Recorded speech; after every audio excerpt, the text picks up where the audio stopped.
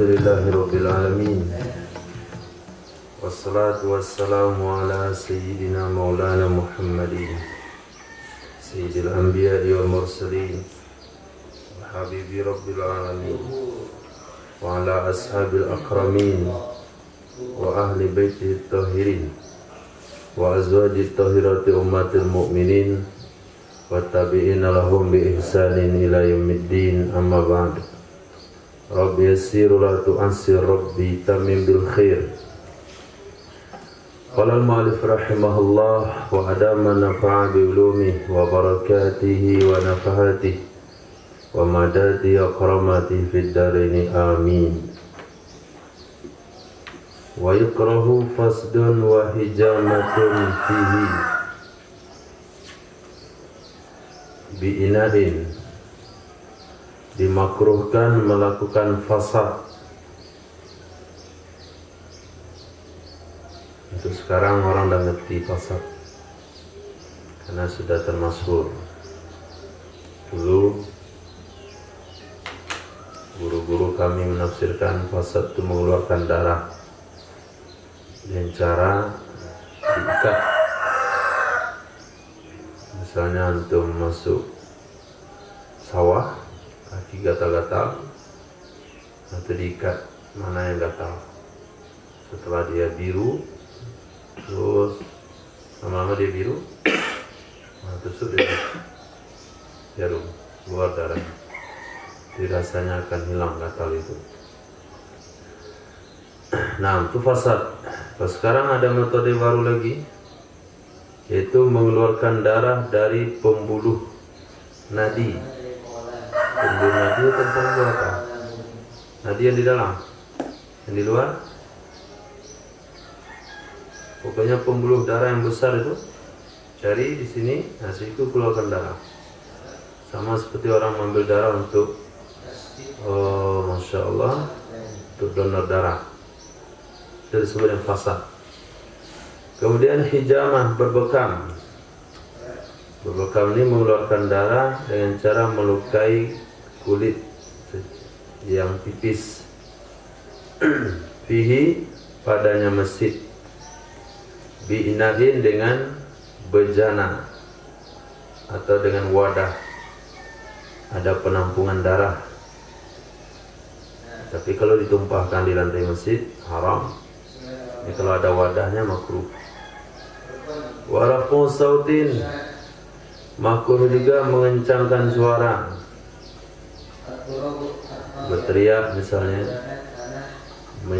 apa namanya, organ tunggal. Ada masjid koresmennya pakai organ tunggal dalam.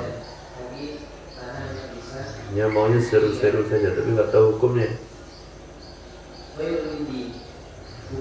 Wa nahu dalik, wa nahu bai'in, dan seumpama berjual beli. Wa amalu sina'ah, mengerjakan aktivitas. Fihi, dalamnya masjid. Ibu-ibu tukang rajut misalnya, pergi ke masjid, dia merajut tas, merajut peci. Mahasiswa pergi ke masjid bikin makalah, ngerjain tugas. Lain halnya dengan tugas-tugas agama.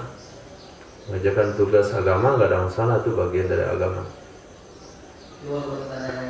Atau seni rupa, melukis di masjid, atau arsitektur, menggambar dalam masjid. Itu sina'ah namanya, termasuk sina'ah. Wa kasfu ra'sin, dan membuka kepala. Enggak pakai peci dalam masjid, hukumnya makruh. Kasfu ra'sin, membuka kepala. Bukan kepalanya dilepas, tapi dibuka, enggak ditutup. Kemudian mangkibin, terbukanya bahu. Wattiba'un, dan juga makruh ittiba'. Ittiba', duduk memagut lutut, itu ittiba'. walau min fawqil komisi, walaupun dari atas gamis. Oh maaf, itibah itu memakai pakaian seperti orang ihram. Itibah, memakai pakaian seperti orang ihram. Ini makruh di masjid.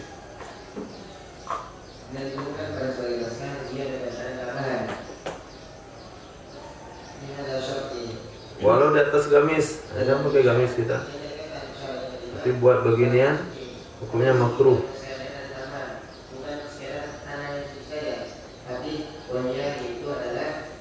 Kalau Imam Al-Ghazali berkata, Imam Al-Ghazali dalam kitab Ihya, wala yaruddu rida'ahu idza saqata, dan tidak mengembalikan ia seseorang akar ridaknya seseorang apabila jatuh ia.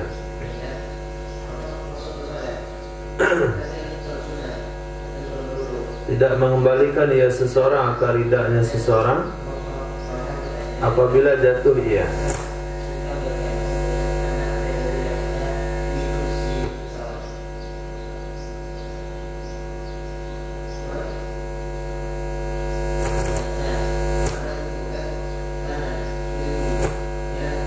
Ini dalam sholat,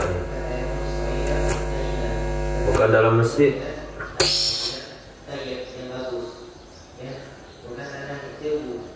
Bukan dalam masjid, tapi dalam sholat. Masalah rida. Oh, tadi dalam masjid atau dalam sholat? Hah? Masjid gak campur baur saja.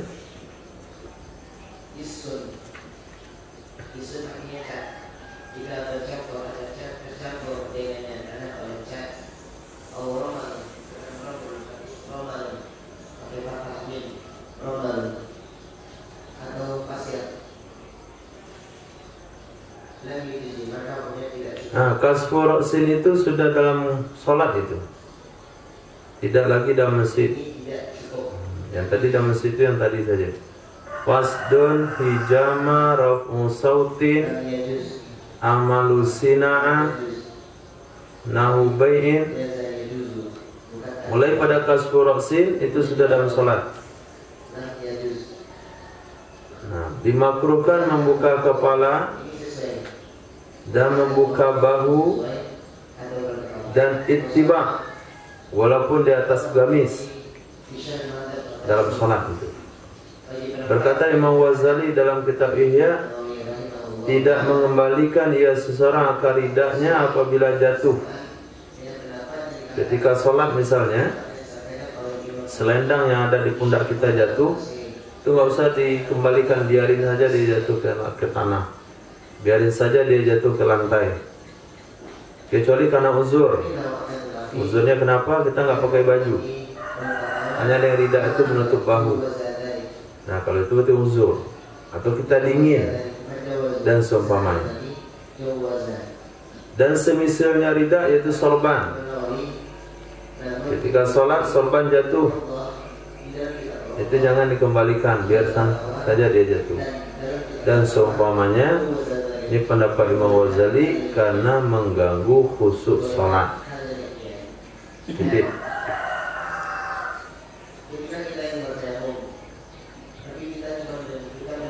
wa kuriha salatun bimudafa'ati hadatsin. Dimakruhkan sholat dengan kebelet hadas, seperti baul, wa'id, rih, angin, li khabaril ati, karena hadis yang akan datang. Yang kedua, li'annaha tukhillu bil khusyu'i. Alasan kedua, karena sesungguhnya mudafa'atul hadas itu akan merusak khusyuk.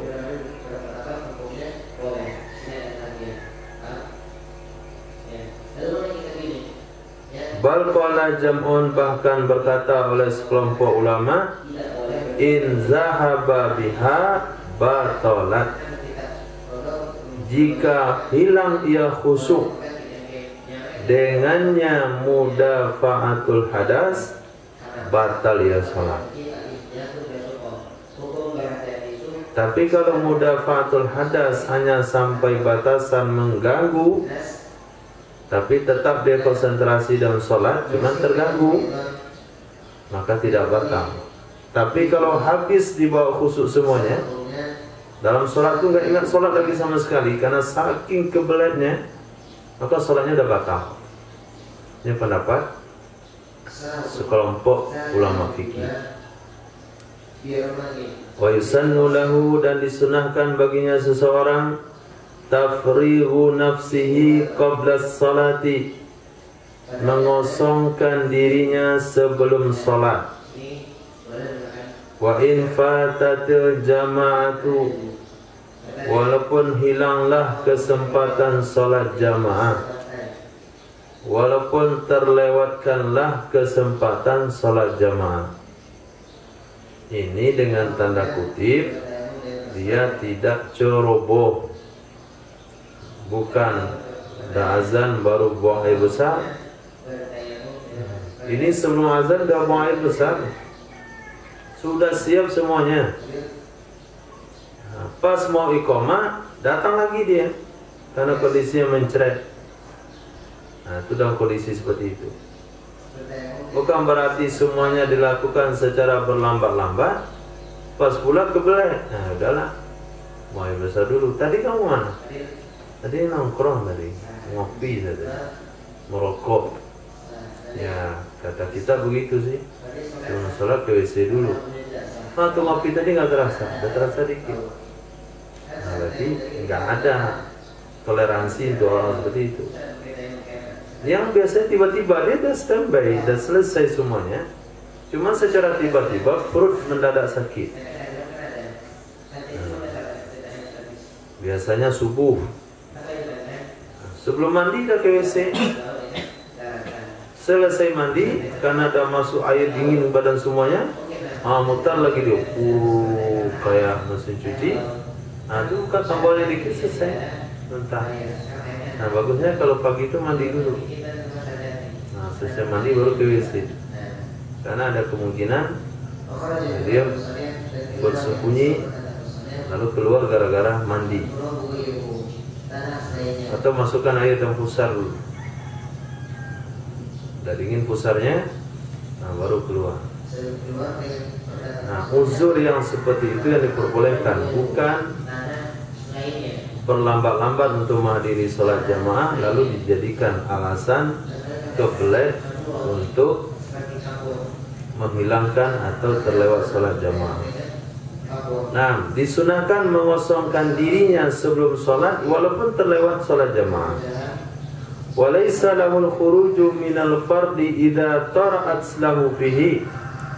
Tidak boleh baginya seseorang keluar dari sholat fardu apabila datang ia hadas baginya seseorang di dalamnya sholat fardu.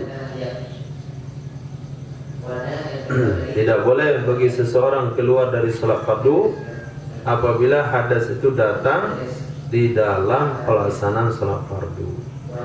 Sebelum kita takbiratul ihram nggak ada terasa apa-apa, tapi ketika kita sudah sholat, hadas itu secara mendadak datang dia.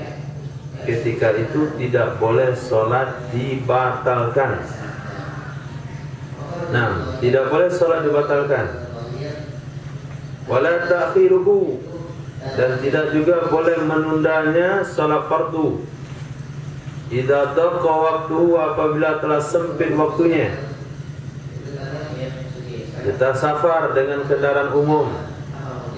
Kendaraan umum itu berhenti di penghujung waktu. Waktu yang cukup hanya untuk wudhu dan untuk sholat. Kalau kita kosongkan perut lebih awal, bakalan habis waktu itu.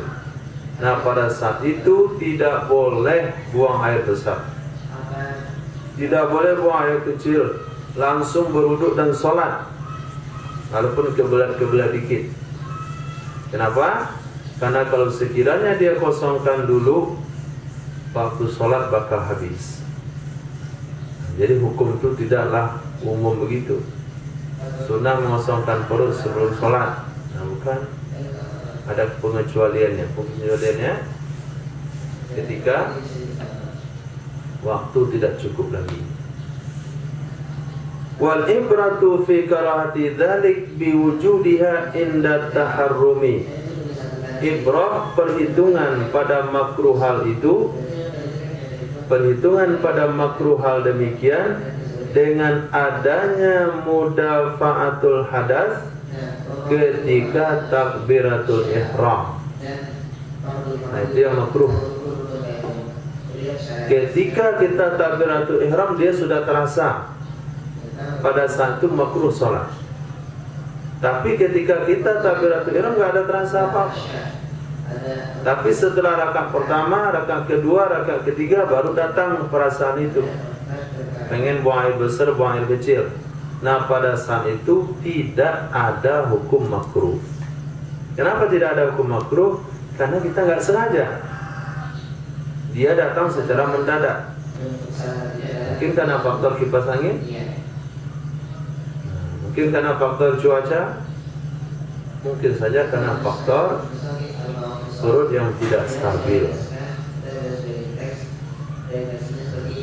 Wayang bagi dan sepantasnya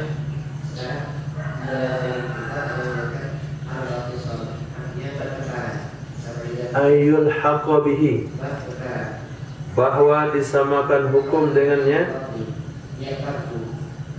ma akan sesuatu, maksudnya kejadian. Lau aradat lahu qabla taharrum, jikalau datang ia perasaan mudafa'ah lahu baginya seseorang qabla taharrumi sebelum takbiratul ihram, fazalat lalu hilang ia perasaan mudafa'ah, wa alima dan dia yakin,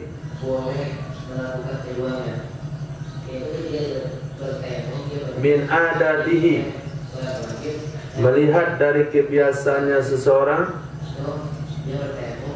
annaha sesungguhnya mudafa'ah tahudu ilaih itu akan kembali kepadanya seseorang di dalam sholat. Nah, kejadian yang seperti itu pantasnya disamakan hukum dengan mudafa'ah ketika takbiratul ihram. Apa hukumnya mudafa'ahnya ketika takbiratul ihram? Apa hukum sholat? Makruh.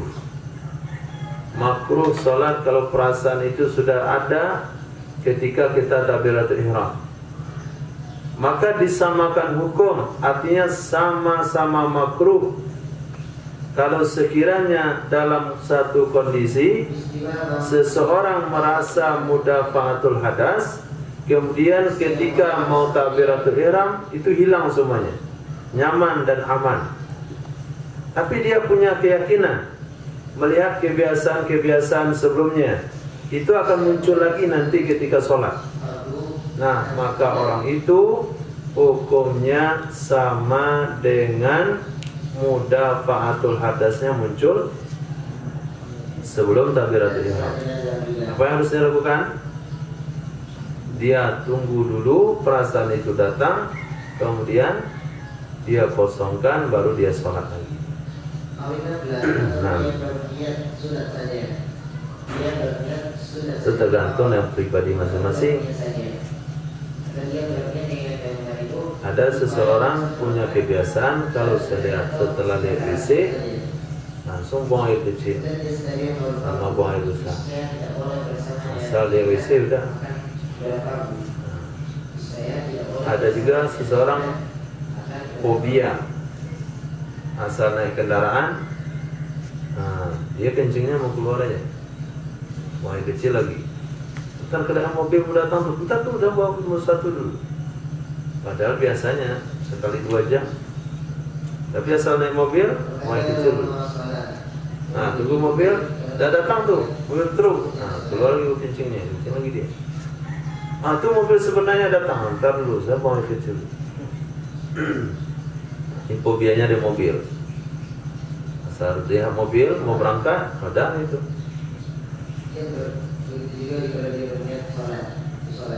Itu? Gak ada. Santai. Terasa doang.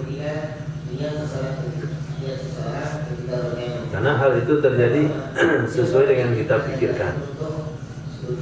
Maka jangan memiliki pemikiran-pemikiran seperti itu. Asal naik mobil ada yang menyiapkan plastik muntah. Asal dia mobil, pikirannya muntah saja. Pasti naik mobil dia muntah, karena sebelumnya dia dipikirkan. Besok Rila mau berangkat, malam ini dia pikir sama muntah besok. Ada pikir bahwa saya kencing di satu mobil. Nah, ini juga punya perasaan, punya kebiasaan. Kalau sekiranya dia kebelet, kemudian hilang, nanti datang lagi dalam waktu dekat. Nah, bagi orang itu kosongkan dulu, tunggu lagi ronde keduanya. Gempa itu gempa susulan. Wa tukrahu bihadrati ta'am, dimakruhkan ia salat ketika terhidang makanan, au syarabin atau minuman, yustaku ilaih, yang dirindui, yang sangat diinginkan kepadanya makanan dan minuman. Karena ada hadis Imam Muslim, kita berkunjung ke rumah kawan, datang masuk ke rumahnya, dihidangkan makanan tanpa lihat waktu nih. Saya tua rumah semangat, dia nggak memperhitungkan waktu. Datang tamunya, silakan masuk, hidangkan makan. Selesai terhidang semuanya, azan berkumandang. Ahli ibadah ada di situ, saya sholat dulu. Makruh hukumnya sholat. Nah, makan dulu.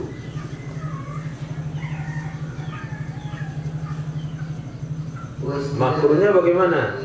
Makruhnya dengan tahapan, kalau sekiranya dia sholat, dia ingat makan tadi. Allahu Akbar, cepat-cepat dia sholat. Agak lambat imamnya ngotot deh, jengkel dia, lambat kali, goreng ayam habis oleh orang kawal saja. Pas balik imam habis segaladonya. Karena yang penting saya udah sholat. Jadi sedang sholat tuh nggak boleh ingat makan, nggak boleh ingat minum. Tapi apabila kondisi dia kenyang, seperti Idul Fitri misalnya, kita datang lalu dihidangkan makanan, enggak dihidangkan mau ada masalah. Nah, kalau seperti itu sholat saja. Jadi bukan berarti terhidang makanan masih makan, tidak. Ini juga yang jadikan dalil oleh mereka makan sekenyang-kenyangnya ketika buka puasa.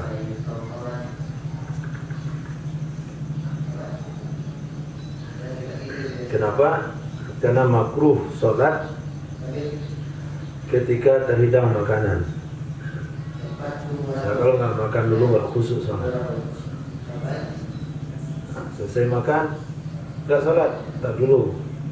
Kenyangan, turunin dikit. Akhirnya dia sholat isya, sholat maghrib, gabung dengan sholat isya. Qadha aja lah di masjid dah. Itu haram hukumnya. Itu qaulul haq yuradu bil batil. Perkataannya benar, tapi tujuannya salah. Maka di puasa bulan Ramadan itu pergi ke masjid, bawa aqua gelas 1, kalau sendiri mana, bawa kurma 3, makan kurma 3, minum air segelas. Lepas itu sholat maghrib berjamaah, pulang ke rumah baru makan kolak. Nah, jangan dijadikan dalil ini sebagai toleransi untuk makan sepuas-puasnya lalu tidak sholat maghrib berjamaah. Nah, la sholata, mana hadisnya? La sholata bihadrati ta'am. Tidak ada sholat. Menurut mazhab kita penafsiran hadisnya adalah kamilah. Tidak ada sholat yang sempurna di saat terhidang makanan. Wala sholata, dan tidak juga ada sholat. Artinya tidak ada nilai sholat sempurna. Wa huwa yudafi'uhu, padahal dianya seseorang itu kebelet akannya oleh akhbathan. Kebelet akannya oleh akhbathan, dua perkara kotor, yaitu baul dan ghaid. Detik. Wa kuriha salatun fi tariqi bunyanin la barriyatin. Dimakruhkan salat pada jalan bangunan, tidak pada jalan tanah lapang. Jalan bangunan, tidak jalan tanah lapang. Apa maksudnya? Jalan bangunan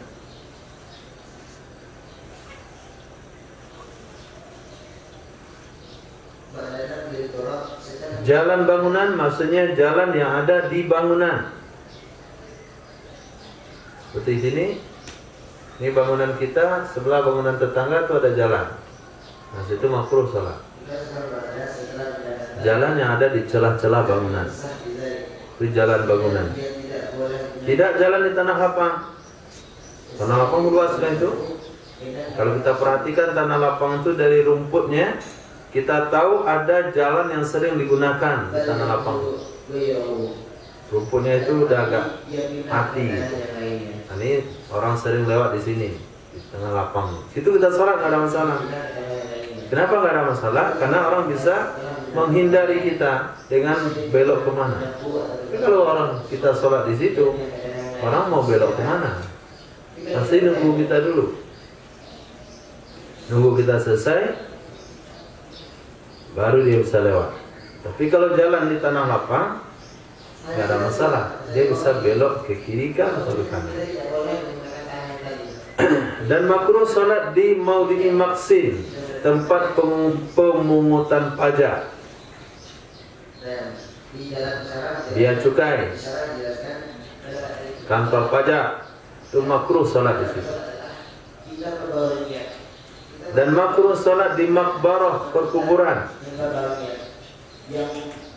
illam yatahaqqaq nabashaha, jika seseorang tidak bisa memastikan dibongkarnya kubur. Jika dia tidak bisa memastikan dibongkarnya kubur.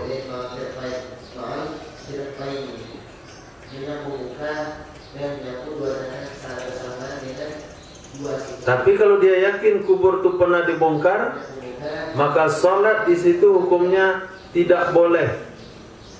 Dikarenakan tempat itu sudah bernajis, tanah itu sudah bernajis, dikarenakan tanah yang ada bagian atas itu tanah yang sudah bercampur dengan darah dan nanah orang mati sebelumnya.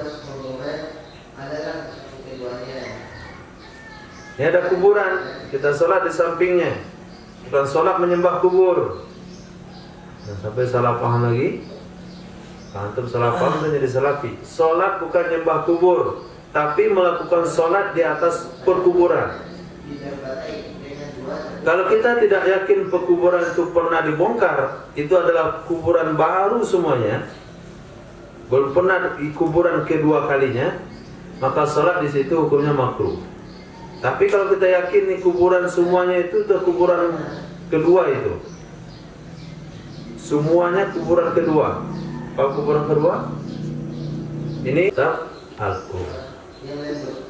Kama nassa, sebagaimana menegaskan dia Imam Syafi'i, alaihi di atasnya pendapat dan kitabku. Nas itu maknanya pendapat tunggal Imam Syafi'i. Imam Syafi'i dalam hal itu hanya satu pendapat saja.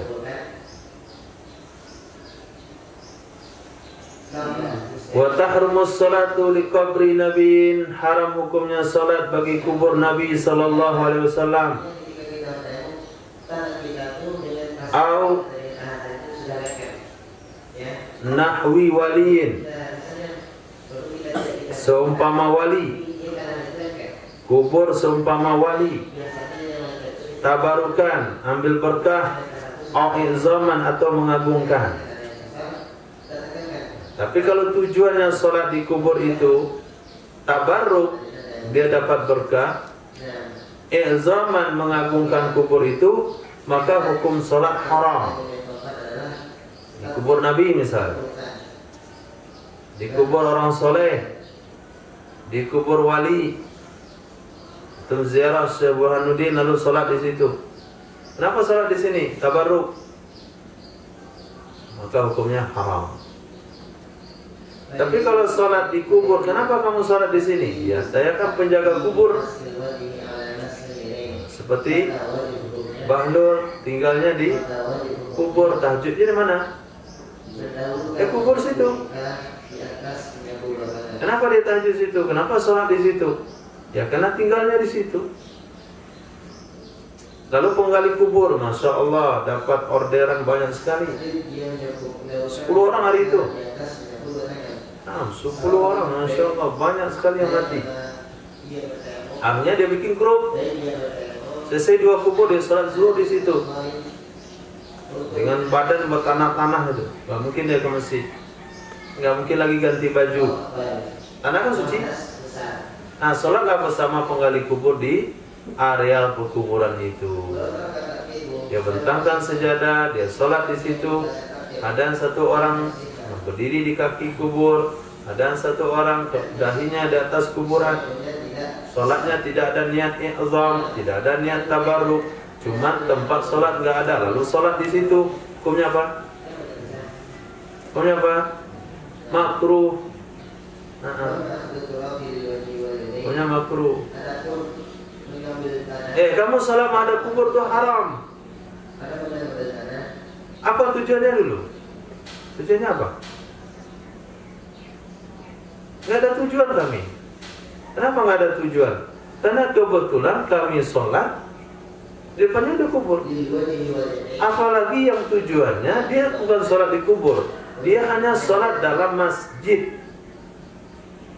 Kebetulan di luar masjid di depannya itu ada kubur. Nah, kenapa depannya ya kubur kiainya, kubur pendirinya, kubur ulama tertuanya. Lalu kita sholat di masjid yang ada kubur, hukumnya makruh, tidak haram apalagi. Karena kita sholat di dalam masjid, bukan di halya perkuburan. Oh, kamu kan sholat ada kubur. Okelah. Berapa jarak yang makruh itu ada? Berapa jaraknya kira-kira makruh itu? Sholat di masjid yang di depannya ada kubur, berapa jaraknya yang makruh? Antara kita dan kubur itu berapa jaraknya yang makruh? Ada ketentuan hukumnya? Kalau nggak ada ketentuan hukumnya, kita sholat di masjid, satu masjid misalnya, coba antum tarik garis di mihrab masjid itu, tarik ke depan sana. 2 kilo setelahnya ada kubur. Ada kira-kira gitu. 1 kilo di depannya bisa ada kubur. Oh, yang satu perkarangan. Nah, kalau gitu kita pagar kubur itu biar nggak satu perkarangan. Nggak jelas hukumnya itu. Nggak jelas ketentuannya. Yang jelas dalam mazhab kita, sholat di atas kubur, menghadap kubur, di samping kubur, kalau nggak ada tujuan apa-apa, hanya tujuan sholat doang, hukumnya makruh. selama kubur itu kubur baru, bukan kubur yang digali. Karena kalau digali, haramnya bukan karena dia kubur, tapi karena tempatnya bernajis. Tapi kalau memang sholat itu tujuannya tabarruk, i'zaman, hukumnya haram. Di sini tidak membahas sholat dalam masjid yang di depannya ada kubur. Kenapa? Karena sholat di masjid Nabi itu sudah ada kubur itu. Di depan kubur Nabi SAW. Lalu kita sholat mengagungkan Nabi, bukan?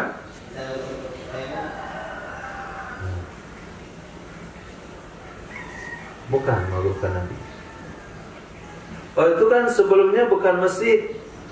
Nabi kan tahu bahasanya masjid itu akan diperbesar. Seperti hadis yang ada di akhir zaman. Nanti Dajjal akan melihat dari kejauhan, itu dia singgasana putihnya Muhammad, singgasana putihnya Ahmad. Sampai warna-warnanya pun Nabi tidak tahu. Masjid itu akan diwarnai dengan warna putih. Dan Nabi pun sudah tahu di waktu hidup bahwa itu adalah kubur beliau. Ma baina mimbari wa qabri raudhatum min riyadil jannah. Sesuatu yang antara mimbar dan kubur saya. Tapi dia bilang kubur saya sih. Waktu hidup Nabi bilang kubur saya.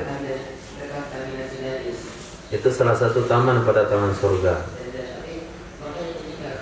Nah, wa bahasa Az-Zainu Al-Iraqi, telah membahas oleh Imam Zainuddin Al-Iraqi, adama karahatis shalah fi masjidin tara'a dafun nasi haulah. Nah, jelas sekali. Telah membahas oleh Imam Zainuddin Al-Iraqi, tidak makruh sholat di dalam masjid yang terjadi penguburan manusia di sekitarnya masjid.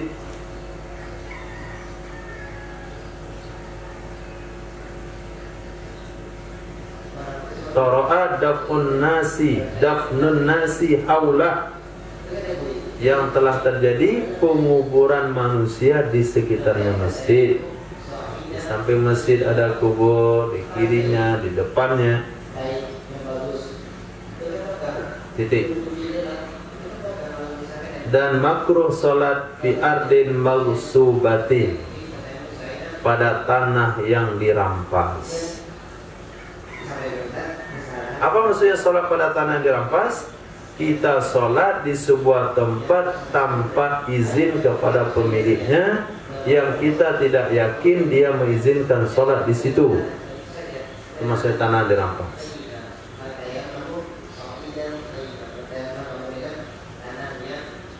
Kita berkunjung ke rumah seseorang yang kita belum kenal, entah siapa yang kita datangi. Kita sebagai tim data orang-orang yang sudah ngurus KTP atau belum. Datang kita satu-satu. Pas sholat duha dia belum datang, teras rumahnya besar, kita sholat di situ. Maka hukumnya makruh. Itu termasuk tanah yang dirampas. Atau tanah yang gak jelas pemiliknya, atau tanah sengketa misalnya. Tanah sengketa. Dia menang di pengadilan, padahal dia bukan pemiliknya. Lalu dibuat rumah dia di situ. Kita datang menumpang sholat duha, jangan. Makruh hukumnya. Kenapa? Karena kita tahu itu tanah bukan milik dia, tapi dia menang di pengadilan karena pengacaranya handal. Kita nggak boleh sholat di situ. Itu termasuk tanah yang dirampas. Watasihu bila sawabin, sah ia sholat tapi nggak ada pahala. Sah ia sholat dengan tanpa pahala. Sebagaimana fi thawbin maghsub, pada pakaian yang dirampas. Wakada, begitu juga hukumnya makruh insyakka, jika ragu ia seseorang fi ridha malikihi, dalam hal rela pemiliknya. kita masih ragu pemiliknya rela nggak kalau kita sholat di situ. La in zannahu, tidak jika dia menduga akannya rela.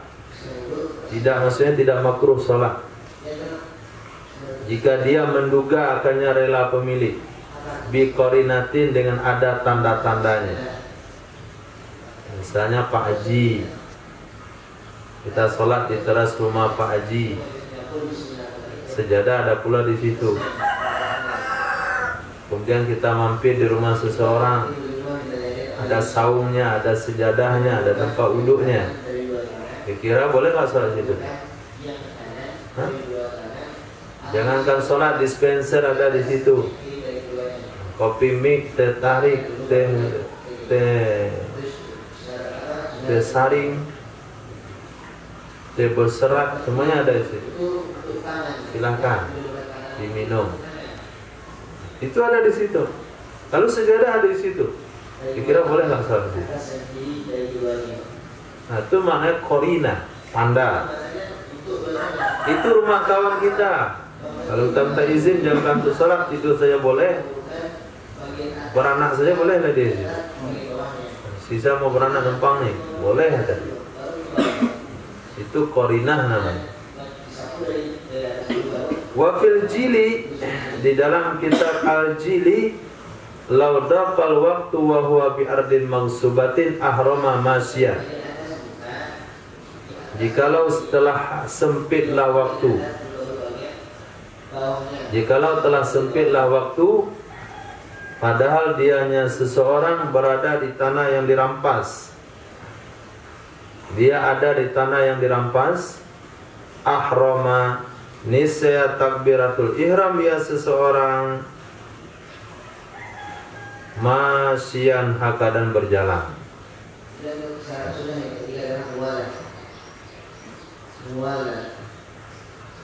Kalau nggak sholat waktu habis, bakalan sholat di luar waktu, nggak boleh kan? Nggak boleh sholat di luar waktu. Kalau sholat, dia masih di lokasi yang bukan dia pemiliknya. Dia tidak yakin orang itu mengizinkan sholat. Apa solusinya? Sholat, takbiratul ihram lalu jalan. Takbiratul ihram lalu jalan. Jadi sholat sambil jalan. Warajjahahu al-Wazzi, dan menguatkan akannya pendapat Imam al-Jili oleh Imam al-Ghazzi.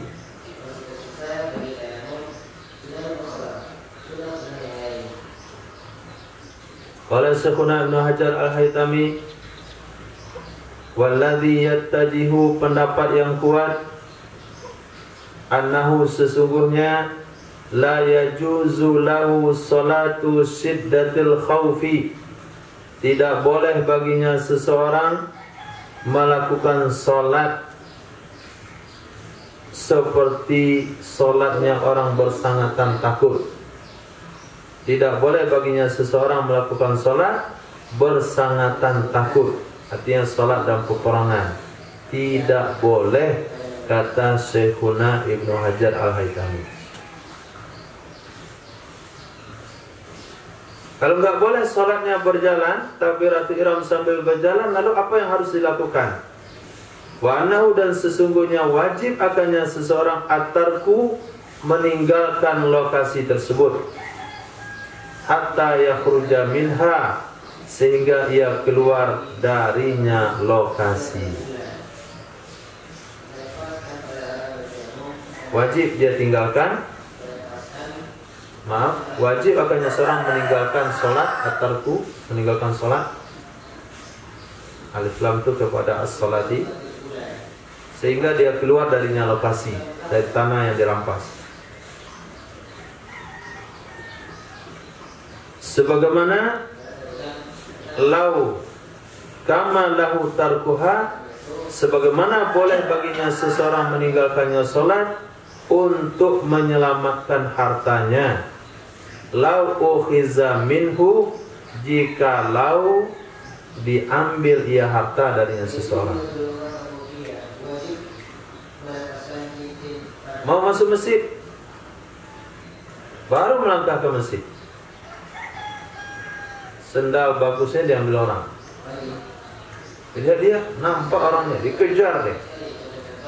Orang udah kamat nih, dia ngejar sendal nih, kejar terus dikejar, sampai dia kejar. Habis waktu zuhur gara-gara ngejar orang itu. Apa hukumnya? Hah? Apa hukumnya dia nggak sholat ngejar sendal? Boleh. Nah. Bahkan ini lebih aula. Kenapa lebih aula? Karena dia keluar dari tempat orang lain. Sedangkan untuk menyelamatkan harta dia sendiri saja, boleh dia tinggalkan sholat, apalagi untuk dia keluar daripada hak orang lain. Maknanya menyerahkan harta orang lain kepada pemiliknya, melepaskan diri daripada harta orang lain tentu lebih wajib daripada menyelamatkan harta sendiri. Menyelamatkan harta sendiri saja dia boleh sholat, boleh meninggalkan sholat, apalagi kalau untuk menyelamatkan harta orang lain dari diri dia.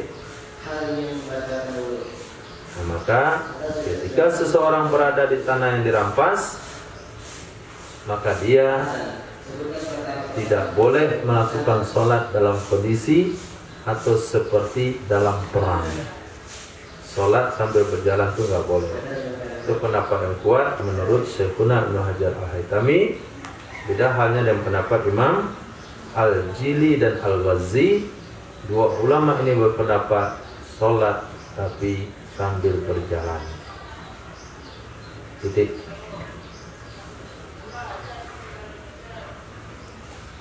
Alhamdulillah. Faslun fi ab'adis salat. Pasal tentang ab'ad salat. Berapa sunat ab'ad salat?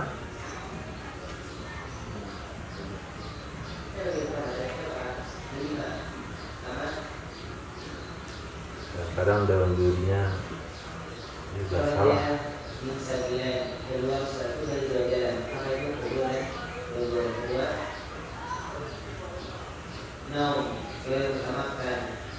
Nah, hal-hal yang seperti ini tidak bisa dijadikan soal. Kenapa? Karena jawabannya banyak. Berapa rukun salat? Nanti jangan. A. 13, B. 14, C. 18, D. benar semua. Mana jawabannya? D. benar semua. Nah, kalau model itu soalnya boleh. Jadi berapa rukun salat? A. 13, B. 14, C. 18, D. 20. Kalau dijawab D 20 salah, betul? Betul dan juri itu salah. Jadi kalau dijawab 13 salah, katanya 18 dan jurinya salah. Kenapa? Karena ada yang bilang 13, ada yang bilang 14, ada yang bilang 18. Nah begini juga, ada yang bilang 5, ada yang bilang 6.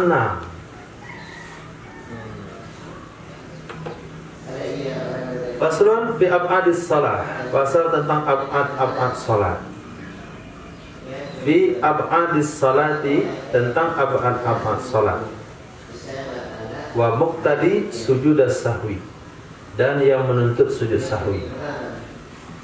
Jadi ab'ad salat itu sesuatu kalau tertinggal dalam salat, kita sunnah untuk melakukan sujud sahwi. Itu disebut dengan ab'ad. Tusannu sajadatani kubailat salami. Disunahkan 2 kali sujud sesaat sebelum salam. Kubail, qabla itu sebelum, kubailah sedikit sebelum, itu tasghir. Ba'da setelah, bu'aid sedikit setelah. Disunahkan 2 kali sujud sesaat sebelum salam. Wa in kathura as-sahwu, walaupun banyak lupanya. Walaupun banyak lupanya.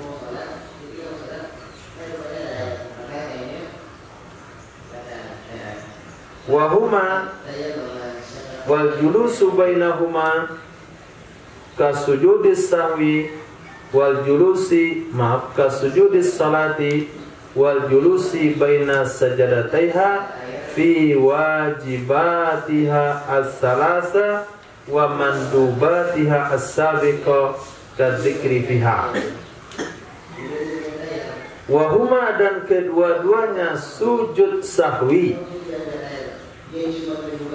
dan duduk antara keduanya sujud sahwi itu sama dengan sujud sholat, juga sama dengan duduk antara kedua sujud sholat, juga sama dengan duduk antara dua sujudnya sholat. Di segi wajibnya sujud yang tiga, wajibnya sujud yang tiga, dan sunatnya sujud yang telah terdahulu seperti zikir dalam sujud. Nah, sujud sahwi, dua sujud sahwi dengan duduk antara dua sujud sahwi hukumnya sama dengan dua sujud sholat dan duduk antara dua sujud. Di segi kewajibannya yang tiga, mana dia kewajiban sujud yang tiga? Ada tiga perkara wajib terpenuhi ketika sujud. Kalau tidak terpenuhi tidak sah sujud. Satu,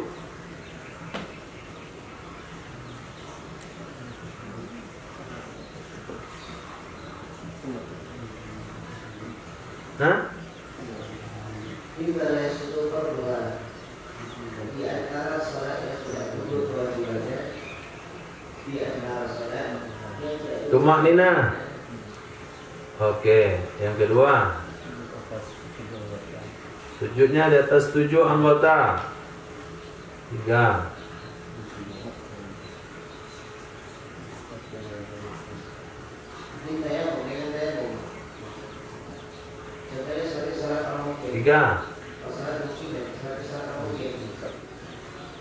tidak ada tujuan kecuali hanya untuk sujud. 3, syarat sujud yang sah. Pertama, turun hanya semata-mata tujuan sujud, nggak ada tujuan yang lain. Yang kedua, harus tumakninah. Yang ketiga, 7 anggotanya harus menempel. Itu 3 kewajiban sujud. Kemudian kewajiban duduk antara dua sujud. Dia duduk, dia bangkit hanya untuk duduk. Kemudian tumakninah dalam duduk. Sunah-sunahnya juga sama. Apa sunah-sunahnya? Membaca doa Subhana Rabbiyal A'la wa bihamdih. Kemudian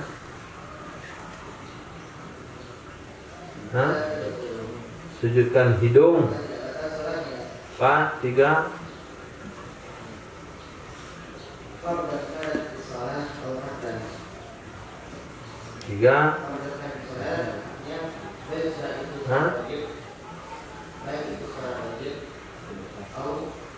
doa apa?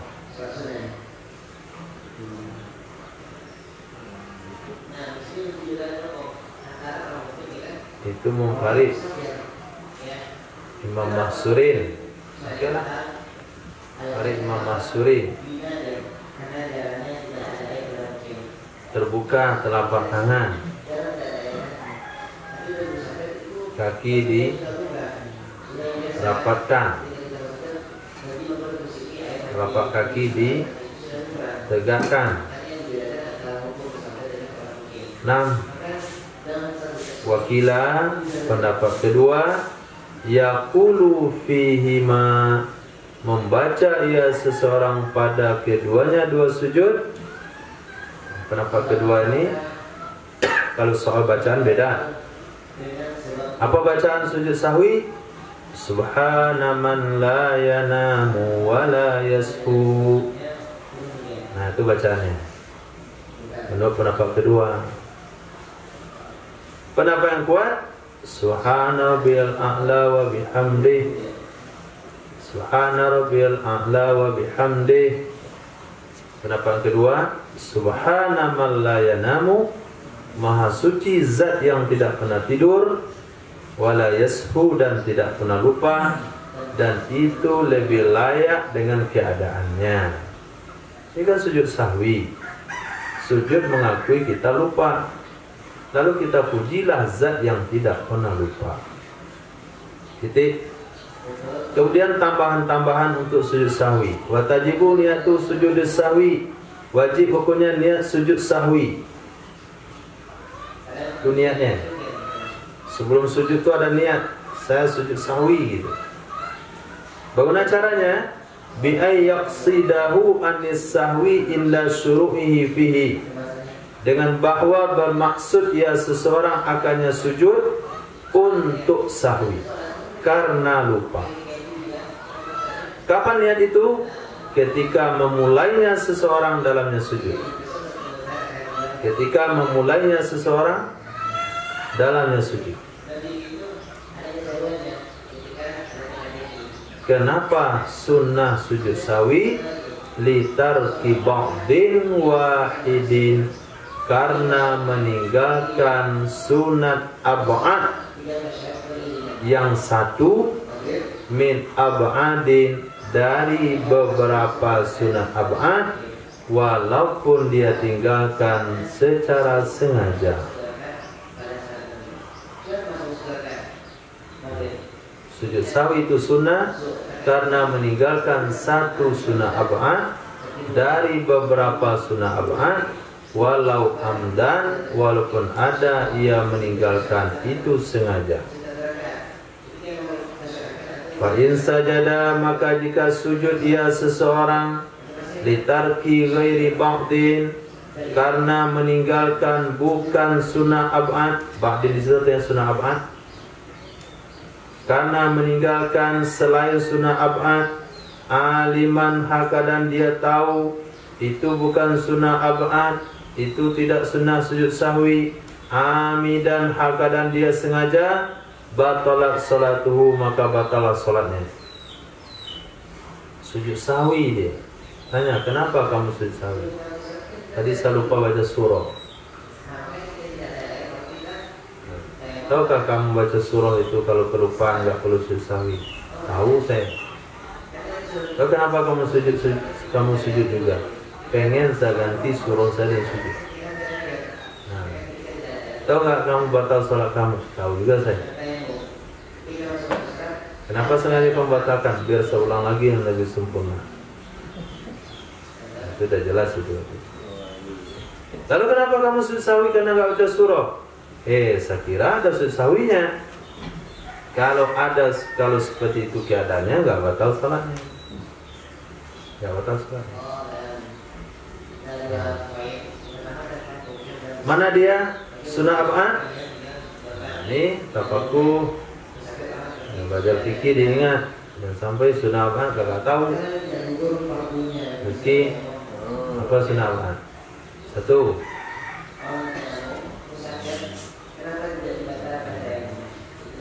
Itu belum tahu kan? Nah, dan dianya sudah ab'ad adalah tasawuf awal. Artinya yang wajib darinya tasawuf pada tasawuf akhir. Tasawuf awal artinya yang wajib darinya tasawuf pada tasawuf akhir. Sampai mana yang wajib pada tasawuf akhir? Tasawuf akhir sampai mana yang wajib?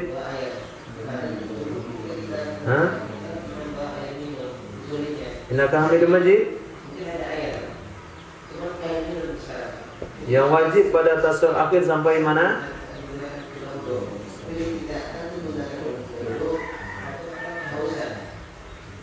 Sampai?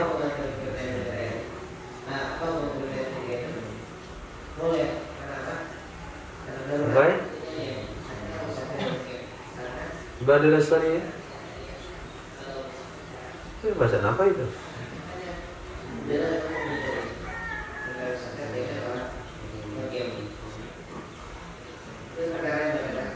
Secara itu semuanya kok sawi dia. Kalau kita jadi imam, jadi makmum, wajib ikut imam. Husnuzan saja. Namanya kritik. Tasawufnya cukup, duduknya cukup, tapi sujud sawi dia. Bingung makmum nih, apa yang salah nih? Sujud saja, jangan nanya-nanya apa yang salah. Oh, selesai sholat ditanya, lupa saya baca syahadat di tasawuf awal. Oh, kalau itu kan kami nggak tahu. Yang akan nggak tahu ikut saja. Maka kalau jadi makmum ikut saja. Wa in ta'ammara 'alaikum abdun habasyun. Nah, harus ikut. Kesalahan imam dia tanggung jawab. Kewajiban kita ngikutin selama tidak terbukti memang salah total. Diikutin juga, dia pada bangkit pada rakaat kelima. Ada fatwa Ustaz di mana itu nggak tahu saya. Fatwa Ustaz begitu. Kalau imam bangkit kepada rakaat kelima, sudah diingatin nggak ingat juga, kita wajib ikut ke rakaat kelima. Karena wajib ikut imam katanya. Nah, itu terlalu berlebihan tuh fanatiknya. Kalau taat seperti itu nggak boleh. Kita punya hadis la ta'ata li makhluqin bi maksiatil khaliq. Nah, tasawuf awal atau sebahagiannya saja walau kalimatan, walaupun tertinggal satu kalimat, walaupun tertinggal satu kata, tetap sunnah sujud sahwi. Dan wa qu'uduhu, duduknya tasawuf awal.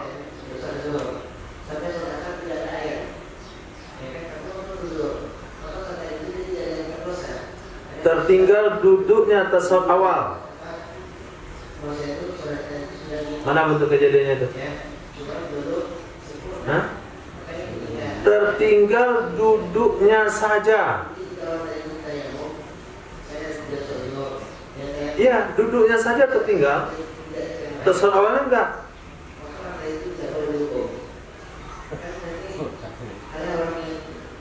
Mana bentuk kejadiannya? Panik kan? Dia tertinggal duduk tasawuf awal doang. Tasawuf awalnya nggak tertinggal ya?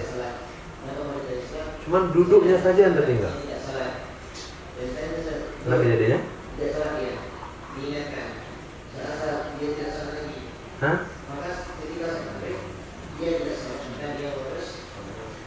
Nah, coba misalnya tahu. Wasuratu tarkihi wahda, bentuk kejadian tertinggalnya duduk wahda doang. Nah, itu doang tuh. Bentuk kejadian tertinggalnya duduk saja sama dengan tertinggalnya berdiri kunut saja, yaitu alla yuhsinahuma. Dia tidak hafal keduanya dua, tasyahud dan kunut.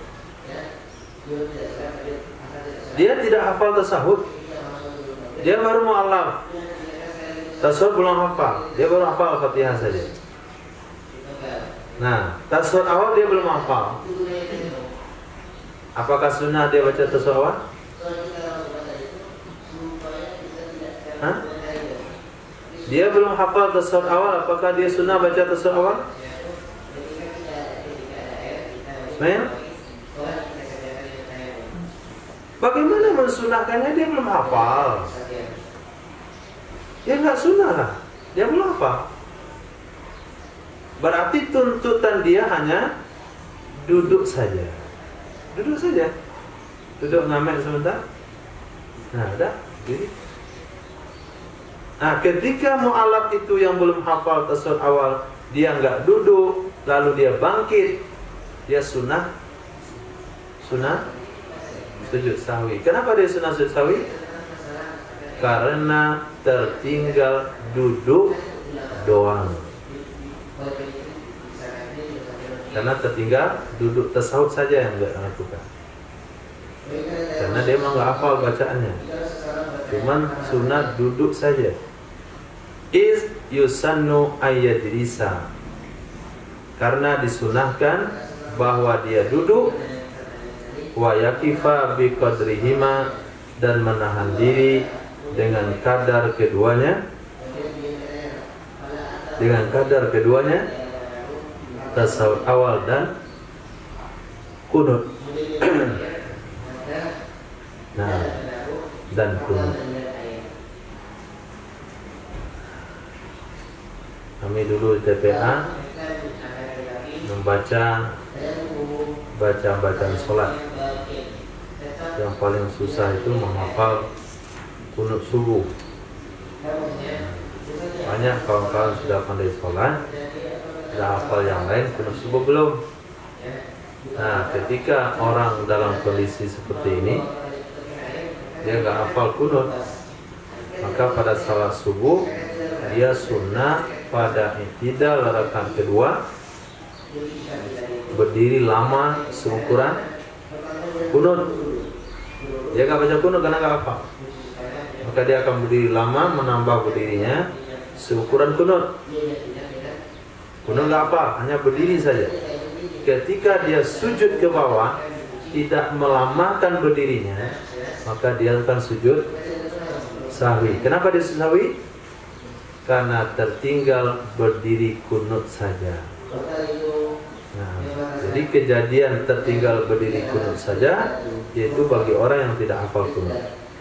Kejadian tertinggal duduk tasahud awal saja itu bagi orang yang tidak hafal tasahud, karena dia tetap sunnah untuk duduk dan berhenti sesaat seukuran membaca tasahud. Faiza taraka ahadahuma sajada, apabila dia meninggalkan salah satu keduanya, maka dia sunnah sujud.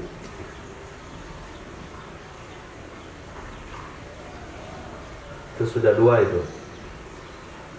Dua daripada perkara sunnah ab'ad. Tasawuf awal dan duduk tasawuf awal. Yang ketiga kunut ratib. Kunut salat rawatib. Maaf, kunut ratib, kunut rutin. Beda sama kunut nazilah. Kunut nazilah itu kunut gak rutin. Kunut karena ada tuntutan keadaan, itu namanya kunut nazilah. Ini kunut ratib, kunut rutin. Atau sebahagiannya kunut. Dan dianya kunut rutin adalah kunut salat subuh, itu kunut rutin. Kemudian kunut witir setengah Ramadan. Kunut witir setengah Ramadan. Tidak kunut nazilah. Tidak kunut nazilah. Tidak diumumkan di tengah masyarakat bahasanya dalam sebulan ini minta para imam masjid untuk baca kunut nazilah setiap 5 waktu sholat. Pas kita jadi imam, lupa kunut waktu sholat zuhur. Sunat sunut sawi dah. Sunat sunut sawi enggak? Tidak. Kenapa? Karena kita kelupaan kunut nazilah. Tapi kalau kelupaan kunut rawatib, kelupaan kunut witir pertengahan yang kedua di bulan Ramadan, itu sunat sunut sawi. Itu juga kunut subuh. Dan qiyamuhu, berdirinya kunut. Berdirinya kunut. Fayasjudu tarikul kunut taba'an li imamil Hanafi.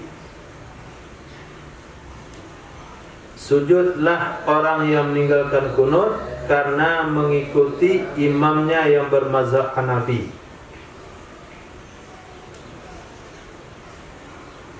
Kita pergi ke India, khidmat di situ, Imam Hanafi, dia nggak pakai kunut salat subuh, nggak pakai kunut salat subuh.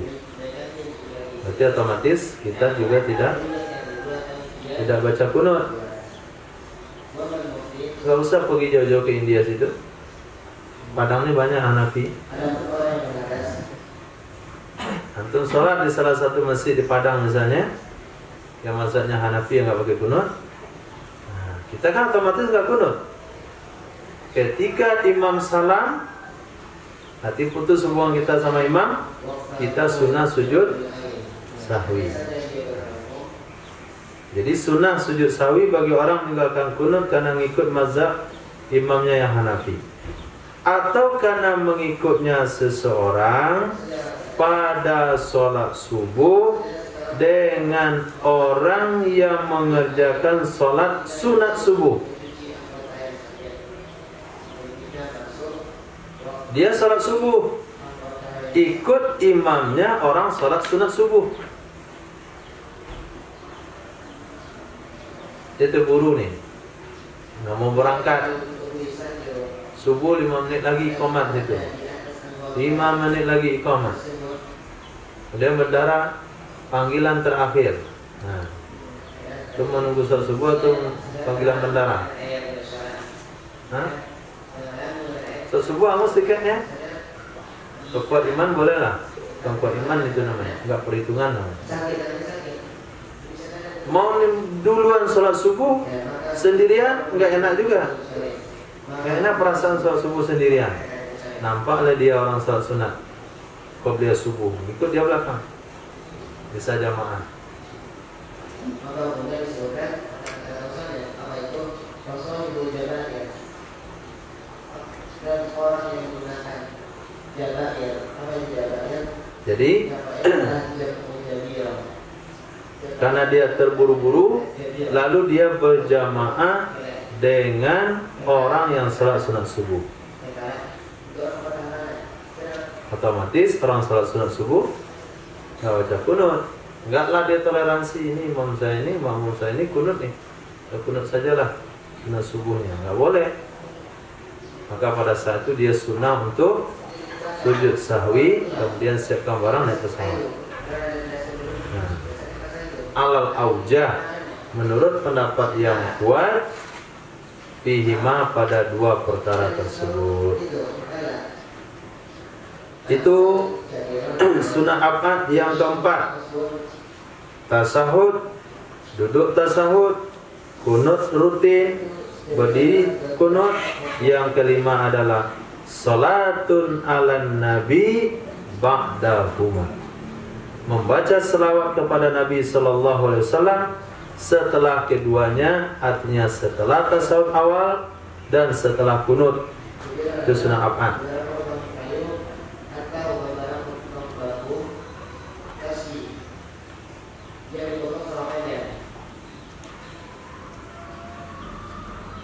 Yang keenam, salatun ala alin, berselawat kepada keluarga Nabi setelah tasawuf akhir dan kunut.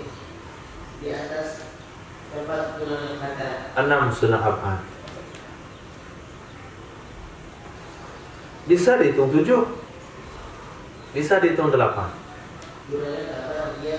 Bagaimana cara hitungannya? Selawat kepada Nabi setelah tasawuf awal. Kemudian selawat kepada Nabi pada kunut. Ada 2 hitungannya. Kemudian selawat kepada keluarga Nabi di tasawuf akhir. Kemudian selawat kepada keluarga Nabi pada kunut. Jadilah dia 8. Titik. Wa suratus sujud li tarkis shalah ala al fi tasyahhudil akhiri ayat tayaqqana tarka imamihi laha ba'da an sallama imamuhu wa qabla an yusallima huwa. Bentuk sujud, suratus sujud, bentuk sujud karena tertinggal selawat kepada keluarga Nabi, karena tertinggal selawat pada keluarga Nabi pada tasawuf akhir, itu bahwa meyakini ia seseorang meninggalkan oleh imamnya seseorang baginya selawat kepada Nabi, baginya selawat kepada keluarga Nabi.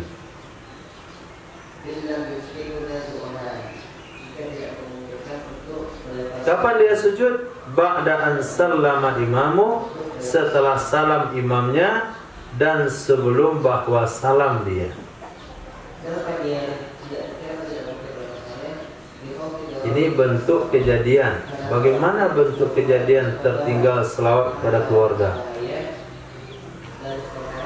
Bentuk kejadiannya adalah ketika seorang makmum meyakini imam dia tidak baca selawat kepada keluarga Nabi di tasyahud akhir. Kenapa dia bisa yakin begitu? Karena kawan. Karena dia kenal. Kawan ini punya pendapat berselawat kepada keluarga Nabi di tasyahud akhir nggak perlu. Nah, itu pendapat dia. Sehingga ketika dia ngimamin sholat, kita yakin dia nggak bakalan bersolat kepada keluarga Nabi. Ini salah satu contoh. Maka pada saat itu kita selaku makmum sunnah untuk sujud sahwi. Kan kita nggak tinggalkan.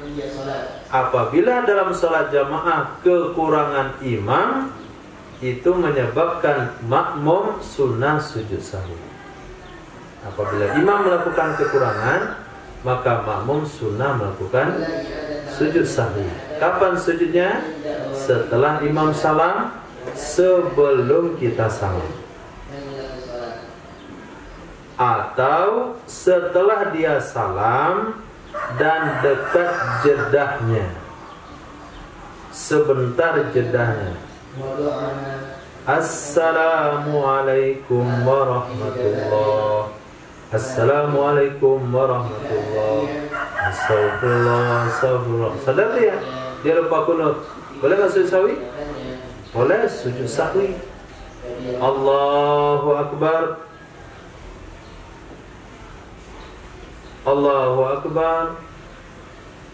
Allahu Akbar. Allahu Akbar. Assalamualaikum warahmatullahi. Apabila seseorang sudah salam, lalu dia teringat ada yang terlupakan, kemudian dia sujud sahwi 2 kali. Setelah sujud sahwi dia wajib salam lagi.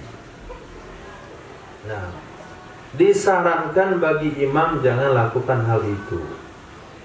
Kenapa? Kalau imam melakukan hal itu, makmum wajib ikut. Kalau makmum nggak ikut, batal sholat makmumnya. Nah, kasihan yang mentacak bahasa. Assalamualaikum warahmatullahi. Assalamualaikum warahmatullahi. Dia. Pada imamnya lagi Allahu Akbar. Apa yang mau saya? Nambah bid'ah lagi. Dia. Batal sholat makmum ini. Kayak imamnya buat. Oh, udah lupa dah selesai dah. Udah salam selesai. Kenapa tidak seluruh makmum memahami fikih ini? Oh, saya kasih pengumuman dulu. Nggak boleh. Kalau udah ngomong nggak boleh sujud lagi. Nggak boleh sujud lagi kan? Kamu udah ngomong. Kalau saya mau sujud saja, jangan. Nanti makmum kamu tuh kalau nggak ikut ya, batal jadinya. Yang buat kacau. Nah, itu pertimbangan bagi seorang makmum. Tapi kalau salah sendiri gampang dah. Nah.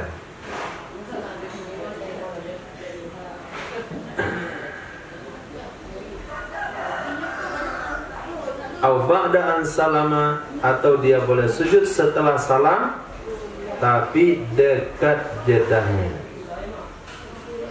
Wa summiyat hadhihi sunanu, dan disebut ini sunnah-sunnah dengan ab'ad liqurbiha, karena dekatnya sunnah-sunnah,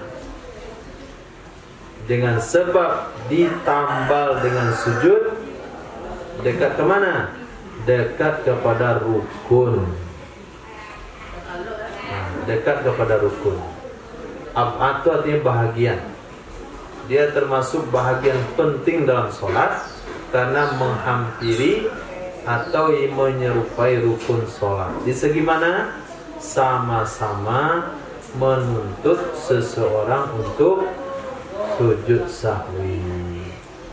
Kesalahan dalam rukun menyebabkan sujud sahwi, dan kesalahan dalam ab'ad juga menuntut sujud sahwi. Nah, cukup insyaAllah ke depan membahas tentang perkara-perkara yang menuntut seseorang untuk sujud sahwi. Subhanallah.